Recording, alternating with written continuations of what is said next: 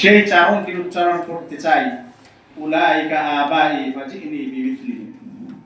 কবি বলেছিলেন যে আসলে ইসলামের যারা পূর্বপুরুষ তারা জাতির জন্য এত বড় অবদান রেখে গেছেন যে প্রথম যুগের সাথে দ্বিতীয় যুগের কোনো তুলনা নাই, তারপরের যুগের কোনো তুলনা নাই।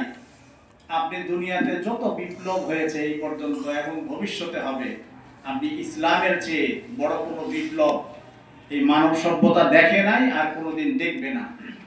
মুহাম্মদ রাসূলুল্লাহ সাল্লাল্লাহু আলাইহি ওয়াসাল্লাম যে বিপ্লবের সূচনা করেছিলেন, কিয়ামত পর্যন্ত এবং বিগত দিনগুলোতে হাজারো বিপ্লব সফল হয়ে আবার মুক্তপ্রায় শেষ হয়ে গেছে 50-60 বছরের মাথায়, এবং ভবিষ্যতেও হাজারো বিপ্লব হবে এই দুনিয়া শেষ পর্যন্ত, সবই একসময় শেষ হয়ে যাবে। কিন্তু যে বিপ্লব মুহাম্মদ রাসূলুল্লাহ সাল্লাল্লাহু আলাইহি ওয়াসাল্লাম শুরু করেছিলেন, এই বিপ্লব কোনো ক্ষয় নাই। দুনিয়া ক্ষয় হয়ে যাবে, দুনিয়া লয় হয়ে যাবে, কিন্তু এই বিপ্লব মাথা উঁচু করে দাঁড়িয়ে থাকবে।